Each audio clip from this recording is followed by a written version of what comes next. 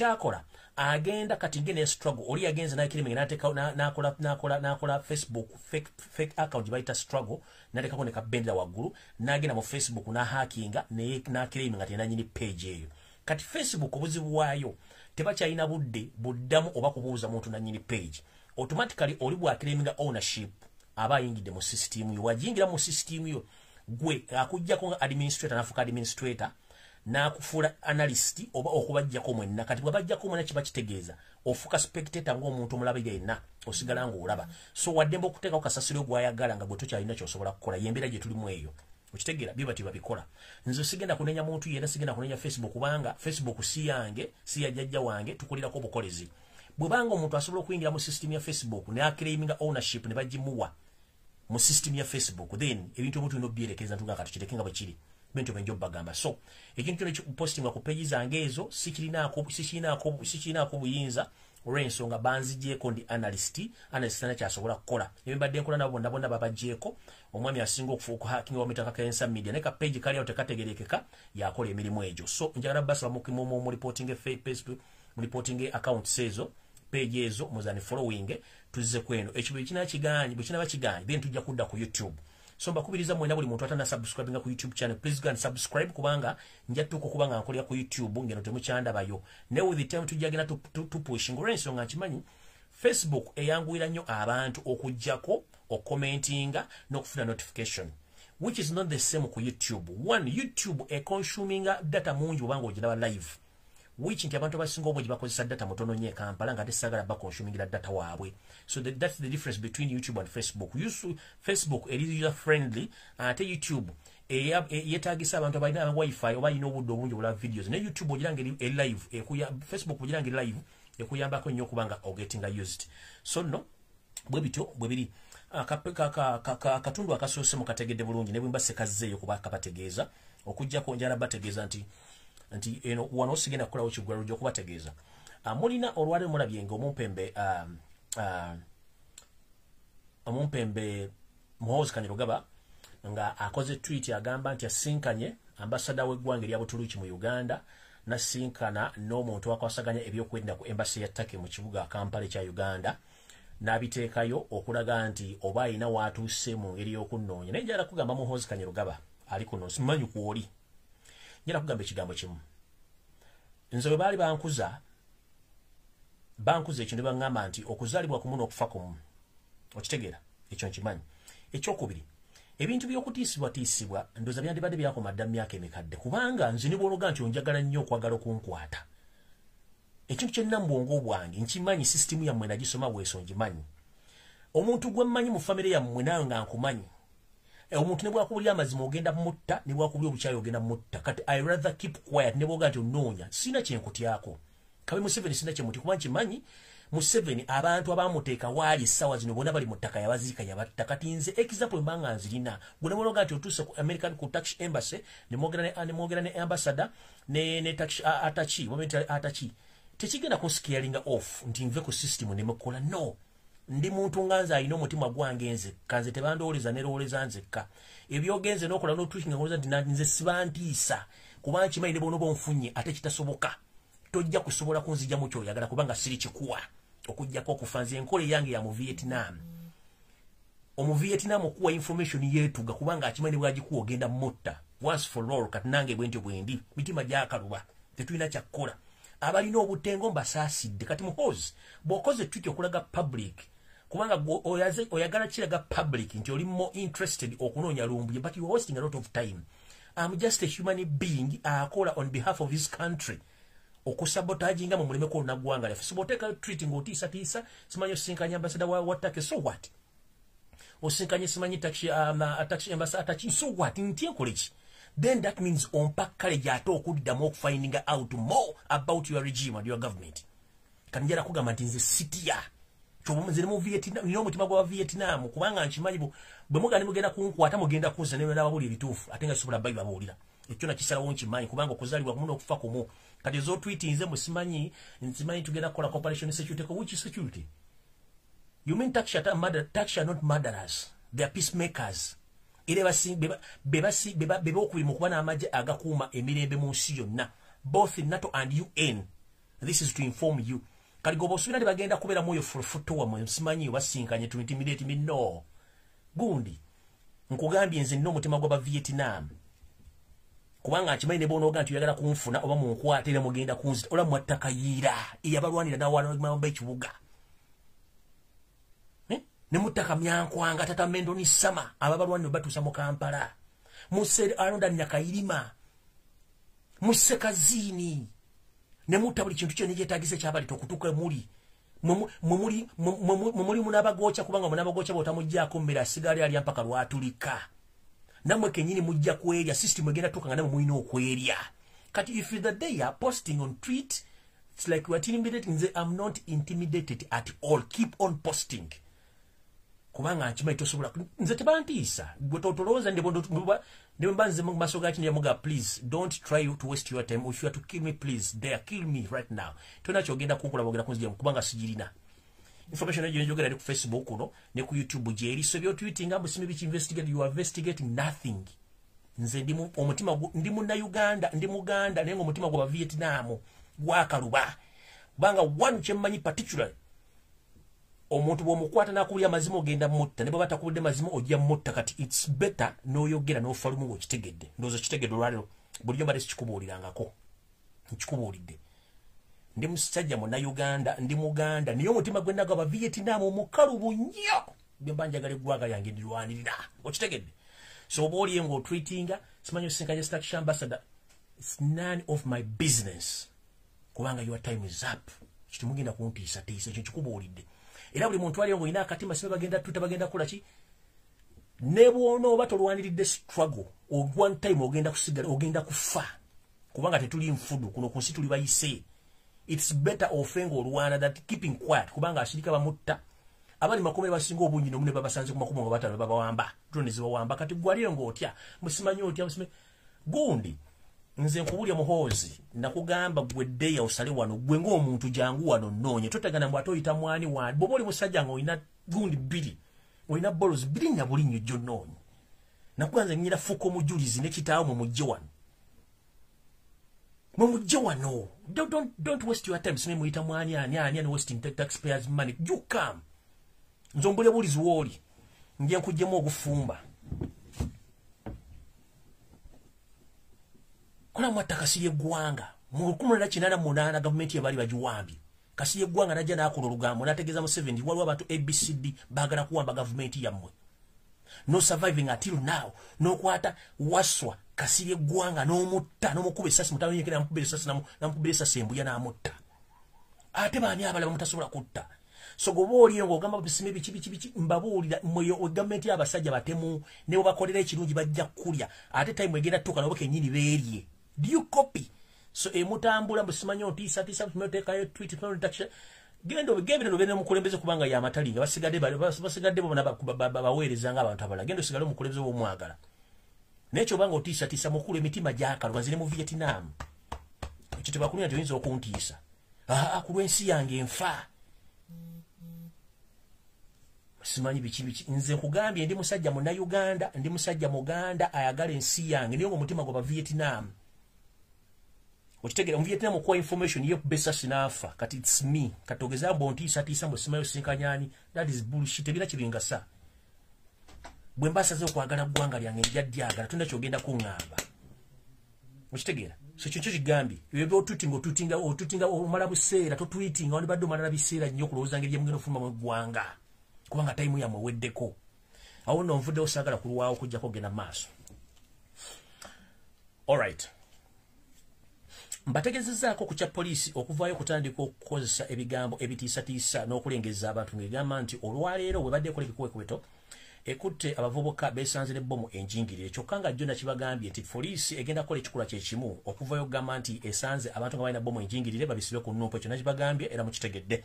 Njala muntagingira wano mukyala gwe bayita Mukandoni Silvia mugumanyinga Silvia Namutebe mu mwita mafiira muntagingire wano njagala muwa baluwa yeeno mwene message nga sinagenda maaso. Njala muntagingira mukyala gwe bayita Silvia gumuyita Silvia Namutebe nze manyinga Silvia Mukandoni yeyita mama fiina mumundi etere wano mutandikeko sijja kulwawo kamutandikeko. Mukyala Sylvia Namutebi omanze gomayinga Sylvia Mukandon agamba nti gwokulira abasawo abekinansi mu Uganda ne mu Buganda nakugamba dda nempa history abantu history wo gobamanyi obulungi nembaga abana Uganda mwenna abali mu nsi yonna abeetaaga obuyambi mu ngeri zonna ezisoboka naddala mu bintu byaffe eby'ekiddugavu by'obuwangwa nembagamba muddeyo ku mpyaza mwe gye musibuka mujja kumaliriza ensonga zino nga temufunye bafera njala baga omukyalo ne Sylvia Namutebi y'omu ku baffere abali mu kufera banna Uganda ebweru n'ewaka mu ngeri ezisoboka olw'okuba nti buli omu tasobola kwebuliriza nga ye kumanya nsonga kizimukwatako mwamafiina nekindeesa olwaleero lwe tuva mu kalulu k'ennaku z'omwezi 14 omwezi ogwa January ebbanga lituyise kati omwezi nga gumwe mabega myezi 2 mabega mukyala gwe ebbanga lya walanga basibirwa Kyagulanyi Sentamu walabikako SFC yakuleeta mu maka ga Robert Kyagulanyi Sentamu mu compound ye nga gwoza tosobola kumanya n'okola emikolo gye wakola we walekawo endeku nga mulimu obulo wepo n'obuseke obuganda bwe walekawo n'okola emikolo gye walekawo nga n'endeku walekawo n'ensuwa walekawo giwunzise walowooza nti ogenda genda kimanyi ogwo omukolo wagukola naye njagala kugamba mukazi gwe weewumuzeeko obulogo bw'okola obw'amayembe n'emisambwa egitali gya mpewo za Buganda bujja tuka ekisebo kukyukire guno omukolo gwe wakola lwe bakoleta aba SFC okole mu maka ga Kyagulanyi gulowooza nti wali tosobola nti batasobola kukutaba baakulaba era sitiri baakutegeera nakugamba wandikola ekintu okulumya omuntu n'owunzika ng'oyambe muyambe ekkiriza kati gwe oyinza okulowooza nti baakuleeta ekiro okole emikolo gy'obuwangwa okuwuunika amaka ga Kyagulanyi muwuunikiremu ng'oza tetusobola kumanya era sitiri twamanya naye mbadde nkulinda okutegeera kiki nti olifuna amagezi agategeera weesonyiwa abantu oganya okutegeera 1 Sylvia Mukandoni olunaku lwa jjo wasinkanye omumpembe Yosef Tabasira mutano wa Karekezi mu State House Nakasero olw'okuba nti omukyalo oli eyali alogera Yosef Tabasira mutano wa Karekezi eyitanga omumbejja bwanga yadduka nga n'emizimu gimutabuseeko baleese ggwe okole ebintu ebyawongo mu maka g'obwa President Buyambe Museveni njala kugamba tomala budde olw'ensonga mission gy'oliko ngimanyi era eno message njagala egende ku bantu mwenna abali mu Bulaaya mu diaspora please muwulize message eno nfunya information enekusifu okuva mu nsonda gazintegeeza nti omukyalo ono emirimu gy'abadde abakolamu egy'okubajjako ensimbi empya n'enkadde nga basindikira eddagala ery'oluzaalo ery'emikisa n'egya buli kimu mwegendeze nnyo eddagala emutumye ennaku zino Museveni yakitegeddeko nti abantu abasinga obungi e Bulaaya mwe mbadde mu salinga struggle nga muteekamu ssente empya n'enkadde yeewuunya omuntu asobola okuweereza miliyoni 5 kunya kitundu okufuna omukisa oba okufuna eddagala oluzaalo nga liva mu mamafiina kitegeeza nti omuntu asobola okuwayo miliyoni 5 still osobola okusapulainga ssente zisambuza struggle n'ayita omumpembe ono babale omuzannyo guno engeri gye bagenda okikolamu kati njala bategeeza bati omuntu yenna abadde addamu okutumya eddagala oba lya luzaalo lya mukisa nga liyitamu ono omukyala Sylvia Mukandoni eyita Sylvia Namutebi gumanyinga mamafiina eddagala lyebagenda obaleetera mu sizoni eno mwegendereze nnyo nga mulinywa oba mulinaaba mwandinaaba ebirwadde bimutamanyi kubanga information gyenfunye nti abantu babatadde ku list abadde bagula eddagala ly'omuntu ono ate nga muwagira struggle mwandifuna eddagala lino ne mutandika okufuna ebirwadde bye mutajja kusobola ebyolukonvuba ebigenda obamaliriza mu budde nga neena bwe gisimufungize njala bategeeza mwenda abantu abali mu diaspora mostly abali mu America Canada Bungereza n'ensi endala eza Europe mwegendereze nnyo mwenna abadde bakima eddagala ly'omukyalo ono mwandiba nga muli mu buzibu bwe mutajja kusoboka kubanga mbomaliza bulungi kubanga omukyalo njagala yavudde yeegaane nti olunaku lwa jjo tiyabaddeko mu State House Nakasero yasinkanidde omumpembe Yosef Tabasira mutano wa Karekezi ne badiscussinga ensonga zino okumanya bantu ki abaddiringa mu kugula eddagala ate nga bateeka ssente mu struggle yeneewuunya muntu kyasobola okugula eddagala erya miliyoni 5 nalina voice notes zange wano era nja kusaba kigatto wange yenna ali mu Europe ampuliriza eyali ampadde information ekwatagana omukyalo ono ku ssente zaasaba wakati w'okugaba eddagala ery'emikisa egitambula ku speed egiringanga nuclear bomu n'emikisa egitambula empola omukyalo ono okumala nti taswala omukisa gwe tuyita ayina engeri gy'abitaamingamu agamba nti waliwo omukisa oba aguyita mukisa ki ngwerabidde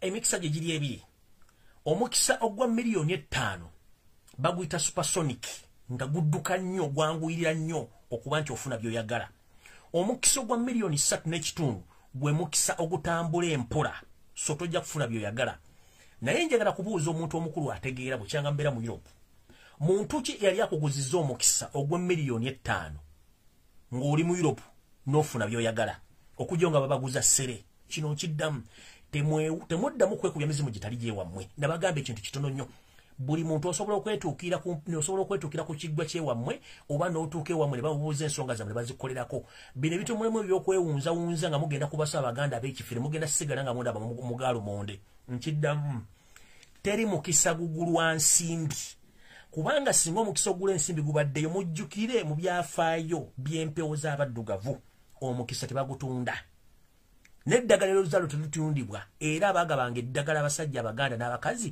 eddagala baagabanga lya kikubansiko ekikubansiko tekyabeerangako muwendo oli ne bw'omuwanga nusu 10 ekyo kiba kikubansiko ate tayogererako bigambo era tebaagabanga nti bagaba mikisa ngono bw'abafeera nti abawa mikisa pulizi njagala mutegeere olina omukisa gwe bayita supersonic nga gudduka nnyo gwa miliyoni 5 nkusaba drone yange eri mu Europe onsindikira amaloboozi ago ku WhatsApp yange gy'omanyi obulungi kubanga nakyuse essimu oddemu onsindikira amaloboozi ago ag'ensonga ezo ntegeeze public bategeere ono omukyalo obufere bwali mbona bwabadde akola okuva ayi naganda ali nkwesirikidde nedda moment kasitana kulabya ku menu ngoze mu State House Nakasero okutandika okukola ebintu byawongolo okutandika okwagala okutta abantu abali mu diaspora ngo basindikire eddagala ne contaminated with poison n'engamba kino sigenda kireka kigende bwe kityo so nsaba drone yange oddemu onsindikire ebintu byonna byolina nzije nyambula omukyalo nategeere emikisa gye batunda egy'ensimbi kati njala babooza bw'obanga omukyalo ono agaba eddagala ly'oluzaalo bagamba nti omuganga teyeeganga wazaala akaana kamu kalinga kwa mwana gwante gwe lwaki tozaala ku myaka gy'olina nga tolina ssente bw'obanga olina emikisa era ssente ozirina kyekikutwala mu State House okolere state era gwe lwaki ssente teziva ku muti ne zigwa wansi nga naawe ogenda n'okola n'ogulawo amaduuka bwe tugambira nti omuganga teyeeganga ona linga kyando oba bigira emicho gye batana kwatala ekibiri bagusalako ne bakutako mu baafu ne gutandika okwogera ngo bayitanga musafiri kati be bantu be bambe bana bafere yakola osambu ayina emikisa egiwedde kumbe naye mufere nga ye singa obadde oyina omukisa wandibadde tokola sente zandibadde zereeta zokka bw'ogamba nti ogaba eddagala oluzalo lw'abakazi bali mu Europe gwe maama akaana sente z'olina wandibadde ozaala kamu nga kambuzi wandibadde nawe weddagala bagamugamba nti yeganga wandibadde nawe weddagala n'ozaala bulungi nnyo mulekerawo okufera abantu ezo supersonic blessings zizogaba ku miliyoni 5 n'endala simanyi slowing blessings zizogabira ku miliyoni 3.5 abantu b'omu Europe mukule osobola okulinya ennyonyi n'ojja ku kiggwa kyewammwe ne bakujjanjaba n'oteera bulungi nnyo nga ne sente teziweddeewo n'olimale ku bijja byewammwe muve kubafera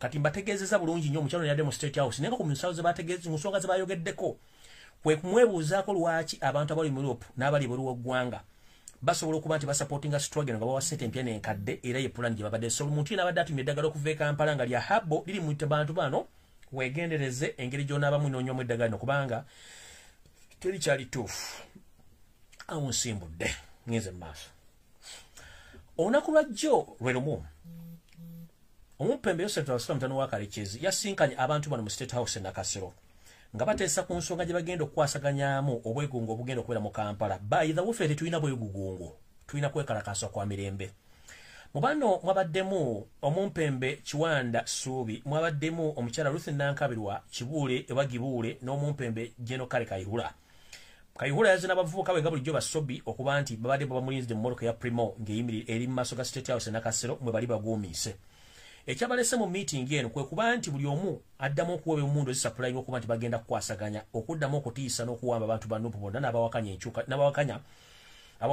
enkyukakyuka mu gavumenti y'omumpembe Yosef wa Kalekezi naye njagala bagamba ekigambo kimu ebikolwa byonna mukola ebiri okutulugunya n'okuwamba bannayuganda ekiseera kigenda tuuka mu mpawe kaaga nga kitono nnyo buli omu agenda kuddamu ebibuuzo by'alina okuddamu nga njala kubuuza mu bye mwajja mu Uganda temwasanga abakulembeze baaliwo singa baali bakola ebikolwa bibimu okuba nti ensimbi bazimalira mu kuwamba nakutta bannayuganda mwandifuze baani mwandiggyewo emisolo era bwe mbanga temwena kikyamu kye mupulaningira ggwanga lwaki mwesiba nnyo ku bannayuganda nga babakowa ne balonda Kyagulanyi Ssentamu ekyokusatu twebuuza obukulembeze bwa Uganda obutakyuka nga onamirembe emyaka 58 Uganda yakolimibwa yalogebwa oba yagiroga ali ku muti waggulu n'ebugaziwanise twagala kubuuza ekibuuzo kyekimu mwe abali mu gavumenti y'omumpembe Yosef wa Kalekezi aboogera ebigambo ebitakwatagana ng'empale za mukama wammwe njala babuuza ekigambo kimu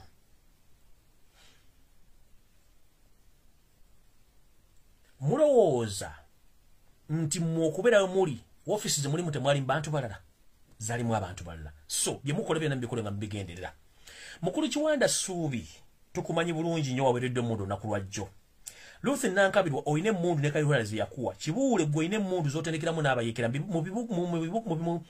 mu bibira by'emukoneyo ne kale Kayihura kubanga muno mwoli webuzabuzanga afukana naye nga tokyali mu government obikozesa.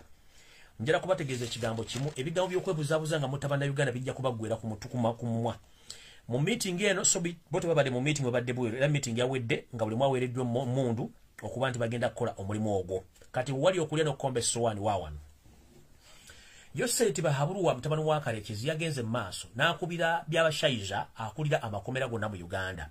N'amutegeeza nti amuwadde olukusa olw'okutta betuyita ba serial killers oba hard criminals mu Uganda yonna gye bali nga babeetaaga okukola emirimu mu kaseera kano akakazigizigi Museveni walabira ng'agenda. Bwe mulaba ku kyalo ng'omuntu eyatta omuntu afulumye komera najja ku kitundu mumanye yafulumidde ku order ya Mumpembani Yoseta Basiro mutano wa Kalekezi. Bwe mulaba omuntu eyali omutaananyo mu kitundu nga badde mu komera nga yafuluminga nebbanga terigwa temubuuza yaani. Mujjukire nabagamba nti abantu bonna abadde bakolera Yoseta Basiro mutano wa Kalekezi emizannyo emikyafu emisana babeera mu komera ekiro babeera mu maka gaabwe. Abo abatasobola kulabibwako babakunguza ne bafulumya eggwanga ne bagenda bakola emizannyo gyabwe ebirowo ggwanga gye basasulira ensimbi empya n'enkadde. Mu kino ntegeeza ki? Abantu bangi nnyo bamulowooza nti bali mu ggwanga bali mu kkomera nga tebaliyo. Na mu kino mbategeeza n'omukyala eyatta Kazini ali Tanzania mu kitundu gye bampangisiza amayumba gyali mu kulya ensimbi empya n'enkadde. Waliyo n'omuntu omulala stiru ali mu kitundu kye kimu ddula luwaali.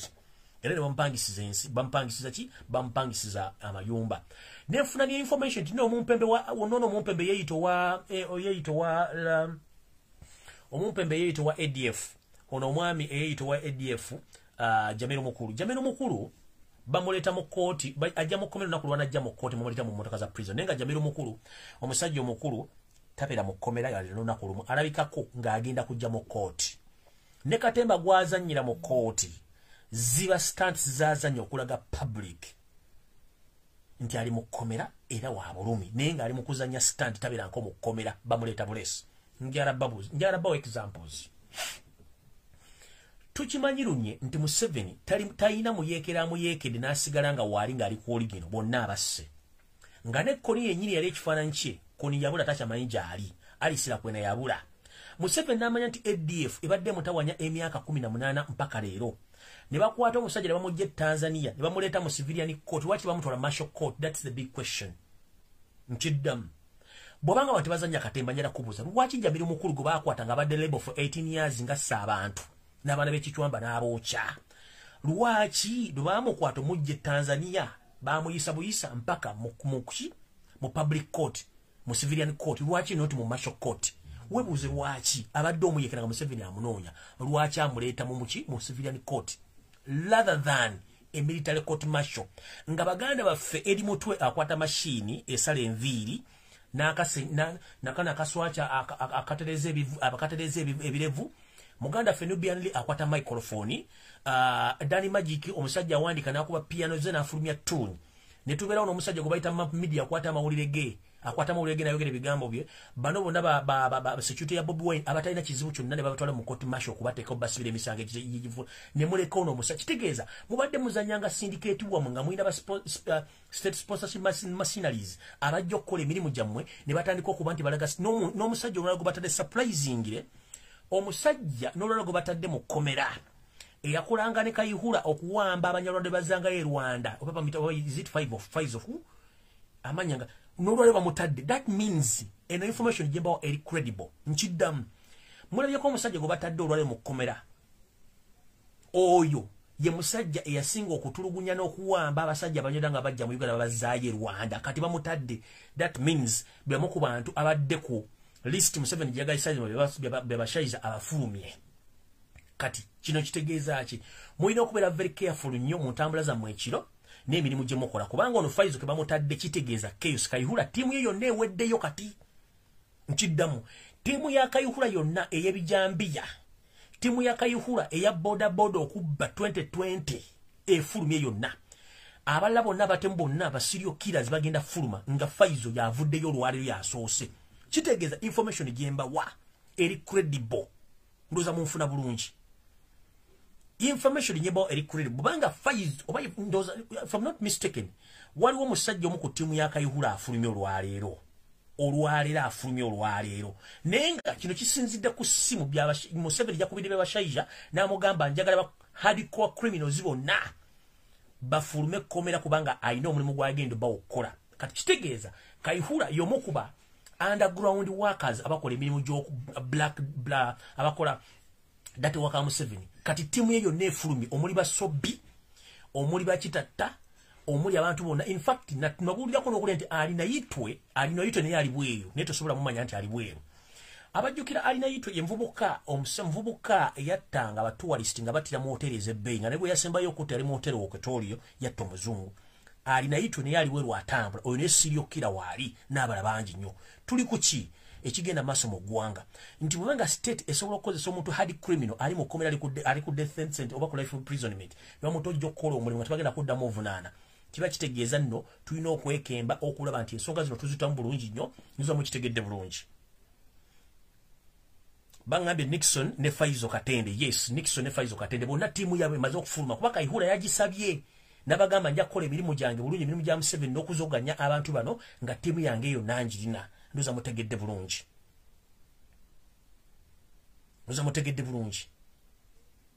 eyo tiimu ya Kayihura gye yakolanga kitatta giyali gismaye giya boxi aba Faizo Katende bani bonna n'abalamwe bali mu system bakola emirimu egyo gy'okuwamba n'okutta abantu so binayi n'ekibinja ekice era siri Kayihura era yakimanaginga so no mutegeere ba serial killers Andrew inayo tabatamumanyi ye mvubuka yali omutanja mukutta abantu mu Kampala oyo ne tali mu kkomera mbagambye ekyomusajja gwe bayita owa ADF oyo ne tali mu kkomera lwajja mu kkomera bamuleetanga ali mu motoka ya prison mutunulire abasibe bonna babadde mu kkomera mutunulire nabane bakataba nabaloza batta abantu mu bomu yakuba erugogo mubatundire efana gye bafanamu muba comparing eno n'omusajja wa ADF mu comparing efana n'entunula si kye kimu banjawulo nnyo oli alina n'amaka bamuzimbira amaka na sente pya n'enkadde okitegeera so no awusigenda kulwa okubategeeza nti mission nayo weeri ngenze maaso mukulu Aruna Kasolo nawe ntegeddeko nti olunaku lwaleero oyitiddwa mu State House Entebbe e Nakasero okusinkana mu Mpembeese tunasira mutano wa Kalekezi ng'ogenda kukwasaganya ensonga zeeno ekyotera olw'okuba nti mwategeddeko nti abantu bangi bakyawakanya obukulembeze bwa Museveni so Aruna Kasolo nawe ogenda kuwa ebyomundu nga bulijjo otandika okukola omulimu guno naye gwe tukugamba nti time oba obudde obuwo bwatuuka ddala okuba nti kano talina kusalawo kufuna so abantu bekyotera mwena mukitegere nti omwami ono ayinza okuddamu okukola effujjo gye bujjawo katonda ensonga nti abadde aweereddwa ensimbi n'emmundu okukola omulimu ogwo era temwewunyanga abantu bazzemu bakwata mu kyotera tujja kusaba mukulu Geoffrey bwebanga gy'oli ng'okyaliyo nga tewasirika busirisi naawe ozuukuke otubulye ku bintu bino wammanga ebigenda okukolebwa kubanga soon or later bagenda kuddamu okuzoganya ekitundu ekyo ngenze maaso information gyenna endala etegeeza nti omumpembe Kaloli Charles Peter Mayiga wasaanya onono ng'alubirwa okufuuka vice president wa Uganda ng'ave ku bwakatikkiro aleke omumpembe munne Kiwalabe Male omwami ono jjukira babegako bamuwa obumbi 38 okugula abakulembeze bonna abanumpa okuva ku mutendera ogusooka ogwa bakansala mpaka ku MP ne mulemesa okubanga nti ensimbi zisaasa n'okuba nti mission nnyingi na zitta omwami ono ensimbi zino zimusabiddwa azizeeyo zigenda kukola emirimu gino wammanga era simanyi baazirina omanyi netalidde ensimbi alinga ku maka akasooli Mayiga Duke sente z'abasajja osyazirina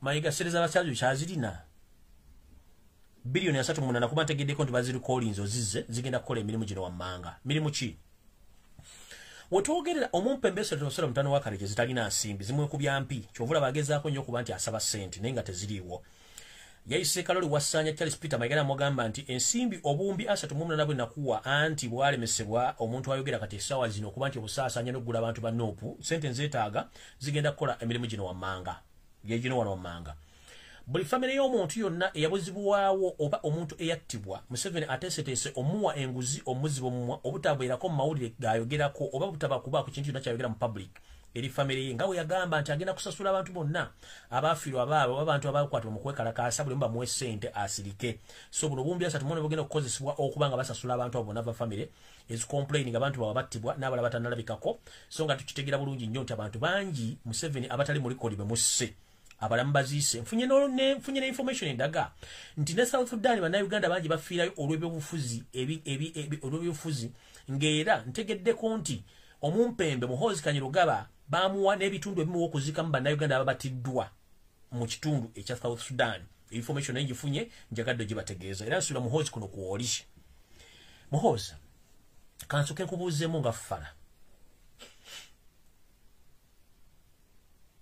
Bw'oba toli lunatic oba nga tolina bulwadde kirwadde mu mutwe ku myaka gyo mu myaka 10 weeraba luddawa kubanga myezi 2 mugenda kubanga vudde mu state house awo mu myaka 10 weeraba luddawa kati nze kankutunuzeeko mu myaka 10 wogenda okubeera okuva myezi 2 okuva kati 1 oteekeddwa okuba either ng'oli mu International Criminal Court ye punishment yesooka oba oyinza okuba ng'ogoberedde jjajjaawo kaleekyezi ku bintu bibiri oyinza okufunako kimu. I'm not a foreseer, but I'm predicting in 10 years from now. But mu myezi 2 from now oyinza okufeesinga ebintu bino wammanga. Either oyinza okukomekkereza ng'oli mu International Criminal Court oba ng'osikidde ng'ogenze okulimira jjajjaawo kasooli kaleekyezi giba kitawo gye yamuteeka emagombe gye yamuziika ng'ogenzeeyo. Ku bintu biri ogenda kufunako kimu. Bw'oba toli mu International Criminal Court ojja kuba ogenze ennyindo gye zirembekera mukoka ng'ogenze okusinkana jjajjaawo kaleekyezi. I'm not a foreseer, but I'm predicting here. If you don't stop your madness of killing innocent Ugandans, I'm here just to predict your future. Emyezi 2 okuva kati bali ogwokusatu n'ogwokuna nga guggwako waliwo fete yeyinza okutuuka. Neze nkubulidde kugina emyezi 2 gavumenti yabo bwekyuka. Either ogenda kubeera mu International Criminal Court oba ogenda kubanga oli wansi ennyindo gye zirebeekera mukoka kwe bintu biri ojja kufunako ekimu. By all means. Gwoba osula nti ogenda kufa. Eggwanga erya Europe n'ensi zonna zaasanga obuzibu amaanyi nnyo okustabilizinga okudda mu nnomo. Abantu bangi balusulamu akaba nga babatta nabo baafa dda. Waliwo omusajja gwe bayitanga Hitler. Hitler ali musajja muzibu nnyo mu bitundu by'e Germany. Yali amazeewo eggwanga lye bayita ery'Abayisirayiri ng'alimazeewo. N'ensi zonna zali asuubira okuba nti zonna agenda era yazifugako ennaku ezaawe ne bamukuba paka. Teri yalaba omulambo gwa Hitler, Adolf Hitler we gwali na wakati we guli teri amanyi ntaanaye wadde omuzzukulu wadde famire ye kubanga ne bagimanya basobola ogikwata. Waliwo abasajja baba bayitanga Mussolini bantu bangi benkulaganja kuloka byafaayo byabwe. Saagala weeteke mu kkoeri eri naye waligenda mudda lwaki saagala lyeteeka mwaligenda mudda. Njala kutegeeza ekigambo kimu. Mukulu bw'obanga otunula sooka otunule wooli ne gwava olyoka otunula olyoka otegeera biki by'okola. Mwandibadde mwesonyiwa ensonga y'okutta bannayuganda n'okubawamba. Kubanga bannayuganda balinga nswa. Abazala batanavaawo ne bw'onookola otya enswa zijja kubuuka. Abazala batanavaawo era bajja kubeerawo. Tosobola kuddira ggwanga lonna muliteeke mu panic mutandika okutta bantu ng'ate enkya bazaala ekintu kimujja kisobola. Mujja keeping on nga mutta mweyongera kolikoli ne hate n'ebikulu ebikyamu nga mu public goloza tuyambala uniform n'onyuma mbakulaba onyumye musime musajja omugogofu alina otuleve tumulinga otwa pusi naye nga in fact abantu bakulamu image endala. Oyina menta wo kojjaawo Andrew Mwenda musajja ono Andrew Mwenda omusajja omuzibu ennyo. Talaganga mukazi we talaganga baana be naye nga mulungi nnyo mu kuvuga empanka yakuwa amawulire ago era yakubuulira yakumentalinga. Kati jera kugamba ekigambo kimu. Kojjaawo talaganga mukazi we talaganga mwana we. Okitegeera mulungi mu kuvuga empanga simwe balawe yakuyigiza okuvuga empanka naye njala kugamba ekigambo kimu. Bw'obanga otegeera era njagala kuwa advice eno otuule ozze obwongo bwe mabega ogambe nti woofiisi eno gye ndimu n'amaka gendimu Obote yagalimu, Amini yagalimu, Steve Obote yagalimu, Tito Keroto yagalimu, Muwanga yagalimu, Paulo Muwanga yagalimu, n'abantu abalala. Ani gwe nsubira okudda mu maka gano nga nvudde mera ngenda kubeera luddawa. Ekisoko kyebuuza. Tosubira nti buli kintu kibirawo kyalubera kituuka ekiseera ne kivaawo ne wajjawo ekirala. Weefumiitiriza ogenda kubeera luddawa. Era ebikolo biro by'okola ng'osubira nti gw'olina amaanyi g'emmundu. Njala kubuuza ekibuuzo kimu. Bwe nkuggyako emmundu ne baziteeka wali muhoozi gwani?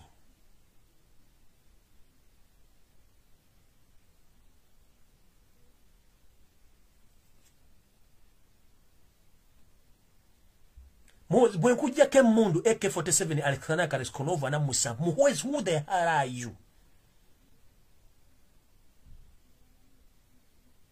Bwe kujja ke mundu. In fact, let me ask this a simple question. Nchibuza family yamwe. Nabano wala bakanywa musaiba Abel Kandiho Sabiti Muzeyi Museveni kenyini kwekamba buze kibuzo kino. Singa kinakeera ku machanga temucha ina mundu zino zemulina. Mwe baani?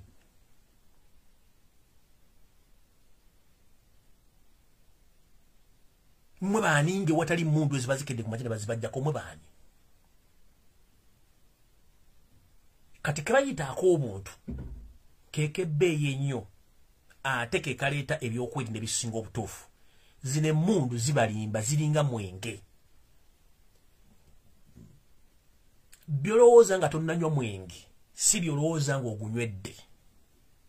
Muhoozi ne famire yo n'abali mu gavumenti bye mulowooza nga muyine mundu si bye mulowooza nga temuyina mundu. Kyenjagala mujjukire. Omuntu bw'alowooza nga tannanywa mwenge si bw'alowooza nga amaze okunywa omwenge.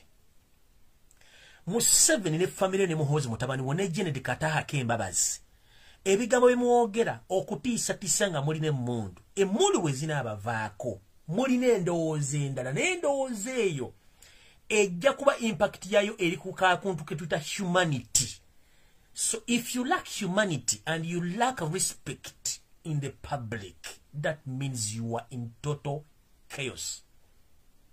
Stop abducting or kidnapping Ugandans and stop using excessive force and stop killing Ugandans. Because we have all equal rights in Uganda. Nobody is deserved to die. And the only person or only institution which has a right to say that someone must die, those are courts of law according to the judgment of the judge in a certain case, but not as an individual that you have a right to shoot and kill. That is the wrong information and the wrong format. You should think twice before you give orders. Mulekera okutta bannayuganda. Mukuleke kuwamba bantu. Muhoozi without a gun you are nothing. Museveni without a gun you are nothing. Janet Kembabazi without a gun you are nothing. Sam Kutesa without a gun you are nothing. General Sarim Sare Akanda Naho George without a gun you are nothing.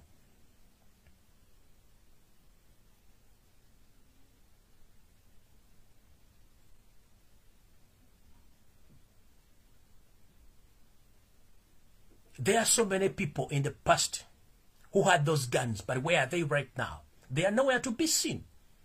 So behave maturely. Killing or kidnapping Ugandans does not go to solve political problems. All political problems are solved on the round table, whereby two parties or three parties, they come together and they discuss and they agree on terms and conditions of leading the nation. But you, as you know that you are so arrogant, you know that guns can solve political problems nowhere. That's why you use such people like Norbert Mao and other political prostitutes to determine your future, because you have guns and money. No. You can't change people's love, and you can't force them to love you. The only thing people need is peaceful transition of power. But killing, abducting does not go to solve any political problem in Uganda.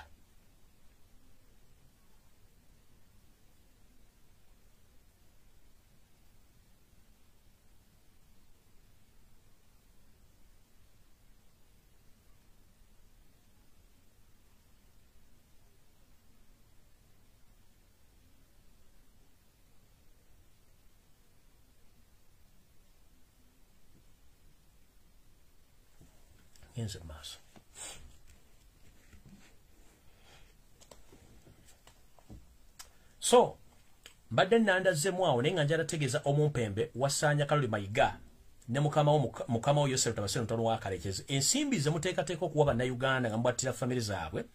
Mujjukire teri kintu kisinga kya bugagga nga bulamu. Omwana w'omuntu gwe mukwata ne mukuba empiso ne mutematema ne muwa obutuwa, mwana wa muntu yamuzaala, tewali ssente zisinga bulamu. Olw'ensonga abantu baspendinga ssente nnyingi nnyo okugenda okufuna enzaalo nga bwe mbabudde mu mafina bwafira abantu. abantu bangi bayina omwana gumunga gwante gwalina mbulamu bwe bwogumujja kagenda sigala naki asubira abazzukulu mukutta abaana b'obuvubuka gyobera mu temulina baana ekyo mwandibadde mukyekubamu mu mutima kubanga awo muli wali wabeddewo abantu abalala so ekintu ky'okuwamba n'okutta abantu mukirekeraawo mumpulidde bulungi tukibasaba n'obuwombefu kubanga mwe mulina emmundu n'enkya zijja kubaggyibwako ate namwe mufuuke nga ffe civilian ng'omuntu omulala yazirina kye tutayagala kibeere nga kyekimu mumpulidde bulungi so ngenze ku nsonga endala abantu abasinga olwaleero mwasuubidde nti wagenda kubeerayo okwekalakaasa era poliisi majje bagayye kati njala bategeeza ekigambo kimu njala tube ng'abantu bakulu nga tulowooza ng'abantu bakulu njala mumpulirize bulungi nnyo President wa Robert Kyagulanyi Ssentamu yabagamba system bagita labadaba style asobola okukuba nga takutteeko kyekisooka bwe yavuddeyo n'agamba nti kooti y'abantu yegenda okulamula era akubiza bannayuganda bonna okugenda okwekalakasa mu nekalakasa y'emirembe teyakuwadde lunaku kyekisooka ekyokubiri teyagambe tugenda kukola ABCD ekyokusatu bw'abanga yakulagidde nti saa yakwekalakaasa gwe kennyini buvunaanyizibwabo okumanya ki ky'oyagala era eggwanga lyo ekyo nga nkimaze ye kennyini ng'omuntu amanyi ki kyapulaaninga era kyasuubira okukola ekyo njagala mumbeere nga mukimanyi kati mu nsonga zino omuntu bw'akuga nti ngenda kukola ekintu kino kimanye Museveni nga bwe yakolanga naga tugenda Masaka Museveni tomutegera ku luguudo lw'e Masaka Museveni waga nti agenda Masaka genda ku buliji wali enjiru ejjinja bw'omutegero ojja mmukwata kati nammwe ababadde ku social media nga Robert Kyagulanyi Ssentamu baga nti tugenda kwekalakaasa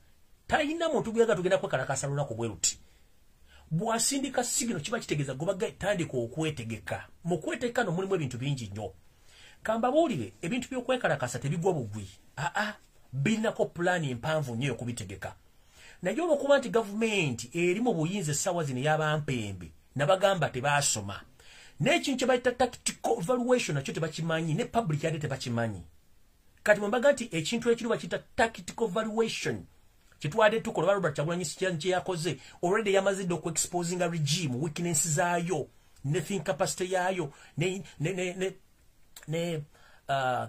intelligence yaayo balowooza lunaku kibategeera kibayinawo kati twagenza okukeera olunaku lw'enkya olunaku lwajjo bayiya amagye basuze bakwata abantu bakuba emiggo bataddewo kafyu bataddewo reblock luwamu kati kiba kitegeeza mu tactical evaluation we've already evaluated the Museveni's system of combating rioters but for us you might think that we are going to riot but let me tell you this thing ebintu birala nnyo mwe mulowooza nti we are focused on rioting please we are not going to riot no ekyo bakiyita tactical evaluation Museveni waddidde amagye gonna gabadde gakuuma entebe gonna n'ogayiwa mu kibuga n'obapakira mu birone bayingiza ekibuga n'oddira mamba zonna n'ozirwa mu kibuga Mukono Kampala Wakiso wonna Mityana Road na Teto n'ojjuza amagye kati let me ask one question mu tactical evaluation tulina kye tuyita okusuulayo tulina ekintu kyose tusuulayo ejjinja owulize mu kasaka twasuddeyo ejjinja twategedde wawewa ki kye tuzaako tukikola kubanga tubimanyi so mwe abatalina tactical evaluation nga mwe muduma bagenda kukwekalakaasa aboogera abasirise basirika abalowooza nti kyawedde no people bino ebintu byakumala kwetegereza nakubuulira abantu kikigenda kuddako right now njala bategeeza omuntu yenna alowooza nti okwekalakaasa tekubaddewo olwaleero oba kunaabeerawo enkya please hold on please ebintu bingi ebibeera mu bintu bino wano mubeeramu okwetegereza mubeeramu okwetegeka mubeeramu okumanya ani gwe mudiringa neyaini weaknesses ze kikyasobola okukola kikyatasobola kukola kati ffe tukyakola kye tuyita tactical evaluation ku regime y'Omutambeso etawasira mtono wakalekezi as we look into his weaknesses zalina right now kubanga one economically Museveni akola bubi he can't stand to pay those soldiers on street even for a single week takisobola kubanga he doesn't have money talina sente zisobola kuyimirizawo majority gali mu kwekalakasa tegalina sente two intelligence gyalina nfu Omusata sulaga ngenda kwekalakasi abantu mutugenda tandika okwekalakasa nodira amajje gona nogajembuya nogajje kasijjagirwa nojja nogayiwa mu Kampala kitegeza your center point of the singing capacity eri within Kampala because you know Kampala is the capital city. Wow. Let me tell you one thing. We've been keeping on telling people to vacate the city to identify who is who. Common sense is come by not all of us. We've been telling people to leave their business and call their business. Or yongera kupakira amaje mu kibuga. That means ne yasomesa bana basajja oba mwasomera ludda wa intelligence. Obeggwanga mulifuze mutya. Kuga nula abasajja bintu bakola ntibi era njagala kubiriza omulanga mwenna abantu bawagira enkyuka please ebintu bino birimu emitendera. One, tetwagala ku exposinga mu 7 yekka within the system tulina abantu betwagala ku exposinga olw'ensonga we elected them to lead us, but if they keep quiet or they go silent we don't know what they are planning kubanga nabo bawamu benefit of doubt. Are they intimidated? Were they paid? Or they are planning something for us? Those are the 3 factors we should focus on. Are they intimidated? Are they with us? Or they were paid? Or they are with us, they are planning something. So we should leave a benefit of doubt to them. Ekyo kibagambe bulungi nnyo. Tetwagala tulumbe bakulembeze baffe balondebwa. Robert Kyagulanyi Ssentamu yatugamba nti abantu bano tulibalabira ku bikolwa byabwe. Saagala muwande bantu bano bigambo mukamwa na bikolwa mukamwa. Nchiddamu ne banna Uganda system 7 gye bateeka mutulina okusooka ogisoma from A up to Z, whereby kino kati nkola tactical analysis ku bintu bino mwe muyinza okulooza tusoma mu 7 ye kanaffe kenyini tulina okwesoma. 1, mulina okusooka okumanya system 7 gye yateeka mu banna Uganda eyimiridde etya. Can they sustain their life within the period of time? 2, can someone stay a week without working? 3, security organs obwongo bwazo bulowooza butya? 4, methods ze tugenda okukozesa. 5, bani betuli nabo. 6, the bigger threat in this transition is the intelligence network. Intelligence network ya Museveni ekolera kuki? Kyobosoko okubuuza. Intelligence network ya Museveni ekolera kuki? Kyosoko okubuuza. Oyina okusooka okumanya abantu bameka bali mu intelligence ya Museveni abali mu kintu kino osooka no bali bameka. Kyosooka okubuuza. Gw'osuubira abantu bameka ekyo n'okiteeka wali. Osuubira abantu bano b'osuubira okujja okubeera ku street can they sustain themselves ekyo nakyo n'okibala. Ekyo oba okimaze okukibala then ogamba okay katugenda kukola ekintu kino bwekitime. The moment bw'olaba omuntu gwe wasuddemu ejjinja ng'akaana nnyo gwe okusinga eyabadde akirowooza kimanye nti balina weakness nnyingi. We buzibidde olwaleero nga tulaba NRM bekalakasa mwatugenda kwekalakasa nga tetubalaba. For us we wanted to know your thinking capacity and your ideas. Lwaki ate mwagala nnyo ffe twekalakase? Kiki kyemulina kyemukweka? Kinyi kyemulina kyemukweka mu kintu ekyo mwagala nnyo? Era mene ku TV ngati ate kati basajja mutuswaziza nnyo mwatugenda kwekalakasa. Mutubalemu ku magezi naffe tutegeera we are not goats. Tubala. We are not goats. Bobi Wine musajja mugezi nnyo. He doesn't evaluate NRM and Museveni only. Also he evaluates himself and his so-called leaders of NUP from the grassroots up to the parliament level. He's evaluating Ori Akubala Bada Bastide. Tumunoza nti evaluating Museveni, but he is evaluating each and every. Yabagamba tubala bida kubikolwa byawe. Ask yourself. Abantu basinga mwe na faces of Facebook bagenda kwekalakasa abantu bagenda kubada banji. Nobody appeared. And it was normal business in Kampala, although the number was small and some shops were still closed. But ask yourself, why is it that Robert Kyagulanyi Ssentamu today he had attended the parliament of Uganda peacefully? And he was so energetic and very happy. Ask yourself why. This man is blessed and so intelligent.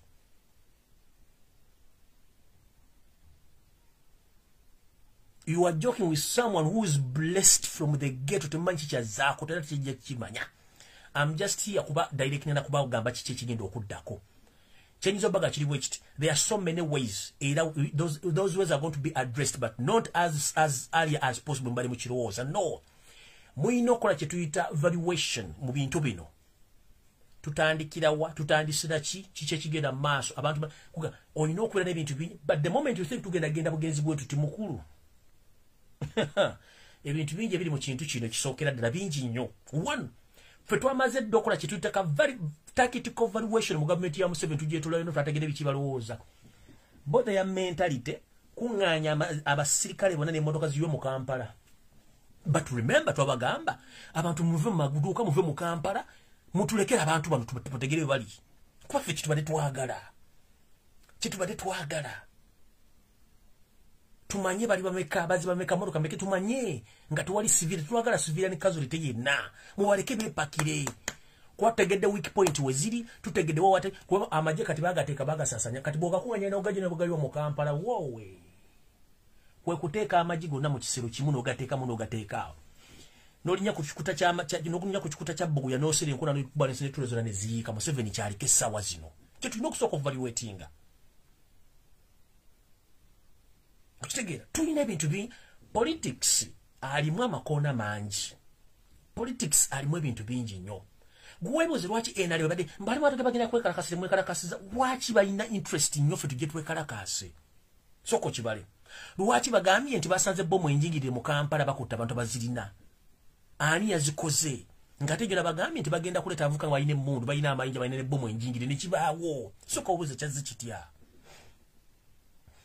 Omanya how much money they ba paying abantu babade mu police station ze bade ku 10 mu police station nga bawadde sente babadi police sam nana gwa kiro nga basula tugenda kwekalakasa olwana. How much money they spend? That means you force Museveni to spend more money on things which are not going to happen right now, because if you evaluate the demonstration which we are playing right now, it's not the same as that one in Cameroon or Egypt.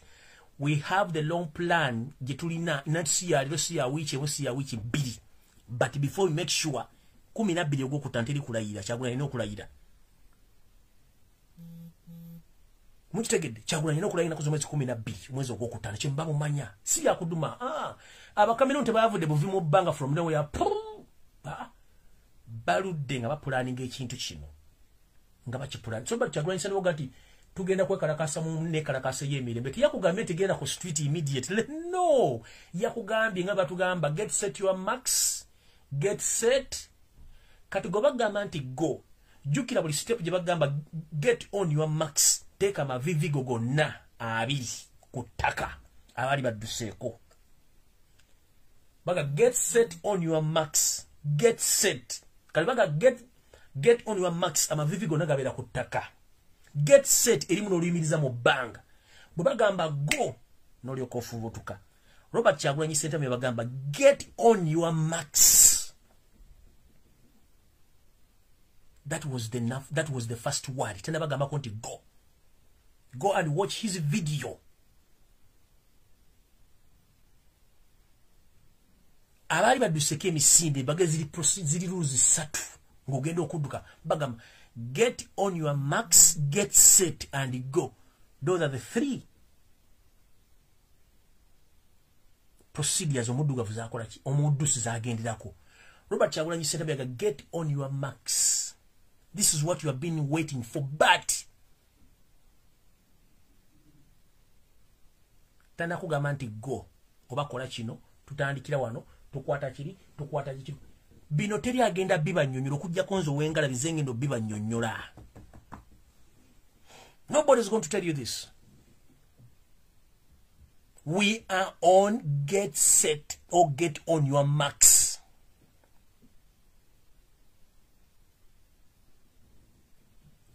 Bobby Wine Robert Kyagulanyi Ssentamu is evaluating Museveni, NRM, the entire security, and he also is evaluating his side tactical wise or tactically.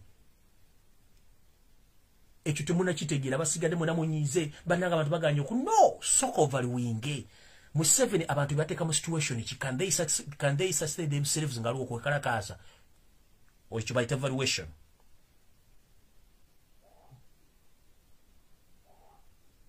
Labada basi mumwizo okuta msimanyi goloza lwaki NRM badde yesunganyo tujje tuwekalakasa. They spend billions of money just that night. Zikoze ekyo olwaliro. Zikoze eki?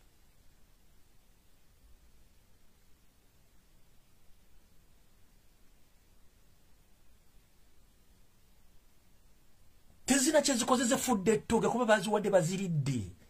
Museveni ordered byabashaija to release all the hard criminals. For what use?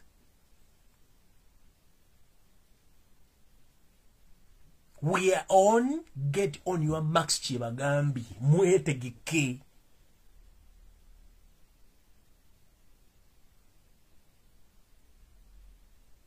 If you think that Robert Sentamu is confusing NRM and Museveni, also is confusing his people, because he knows the people whom he deal with. He knows.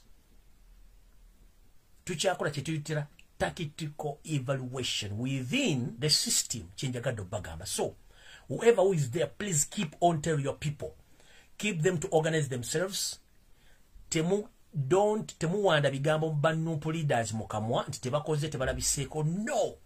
Tomanya ki kyebalowooza. Either baatisibwa oba balina kye bapulaninga. Tuwawe time. Naye kino kikuzza Robert Kyagulanyi Ssentamu tuli balabira ku bikolwa byabwe. Eyo statement yali nkulu ate ekyatambula. Kati sagala mulumbe kansala, mulumbe MP, mulumbe chairman C5 nti balabiseko. No. You don't know what Robert Kyagulanyi Ssentamu is planning. Please hold on. Wait a minute. Just keep on encouraging your people. There are so many ways how we can demonstrate. Because Museveni is frustrated. Each day passes, he spends billions of money to sustain his leadership. Because nobody is going to lean with Museveni without money. Let me tell you this. Museveni's leadership as we speak right now, he spends billions of money to stay in the state house to sustain his leadership. But nobody knows that. No. Just said. Let me tell you one thing. In life, this is real question.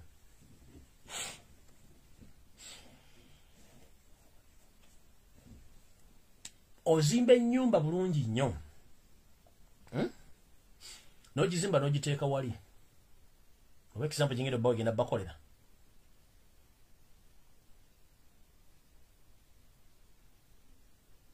Kanjireke ne kambagambe bwenti. Museveni ekintu kibasinga omwagala kuba mwagala ko sente kuba bazimanya azina.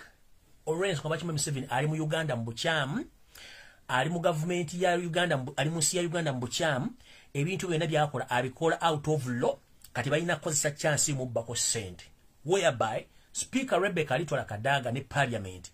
Bafeze Museveni ensimbi empya n'enkadde. Whereby okukyusa term limit ne age limit.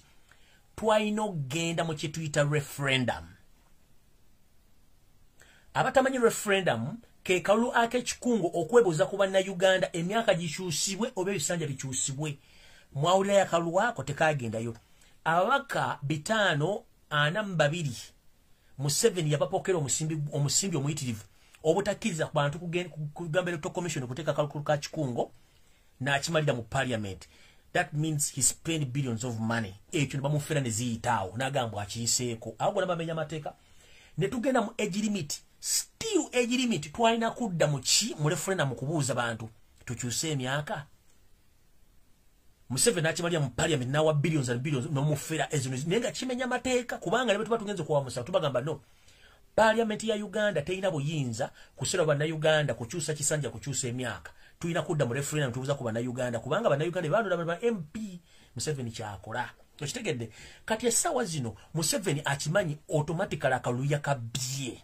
Era akimanyi Robert Kyagulanyi Ssentamu yamuwangula to sustain his leadership or his stay in power mpaka mu Gwokutaano okulaya is spending billions and billions of money each day.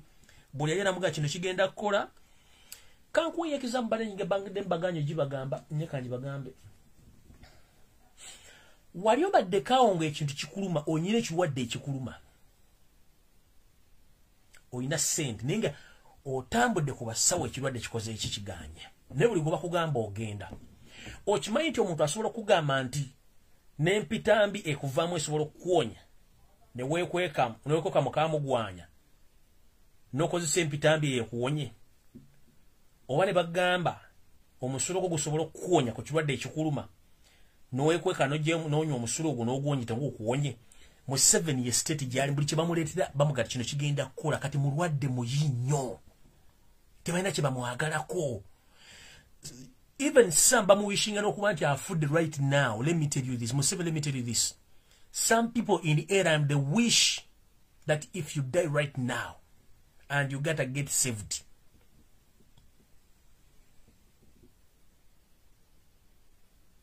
ekirwadde bwe kiba kikuluma basobola okuga nti gundi empitambi esobola okuwonya n'ogenda ne weekweka mukamugwanya n'ogyesokomera n'olaba nga towonye n'omulala najja nagga nti manyi omukojo gwo gukola ojja kuwona n'ogenda ne weekweka n'ogunywa ne gugaana obwe mbagamba namanyi nti seeka ekirwadde nga kikulumya ennyo naye bwe twali ebbama eyo nti baatugamba nti munabagooca ajja kuwonya ekirwadde ekyo wabula era seeka ogenda kunoonya omuntu akuleetera munabagooca mu nkutu munabagooca ojja mulya naye nga ku luhani tekukkiriza kiri haramu ojja kulya munabagooca olowoko ye state of kwagamba ya Museveni gyali buli kimu bakimuleetera kimukolera Museveni omugandi kati atambule akuve state house Entebbe atambule mpaka Nakasero nga ave mu state house Entebbe ngali kubigere ekiro nga atambula ali bwerere asobola okuyingira mu okusigala nga afuga Uganda asobola kikola kati buli omu bwati bwamukola Museveni bwali kati Robert Kyagulanyi Ssentamu amuzoganya talina na pressure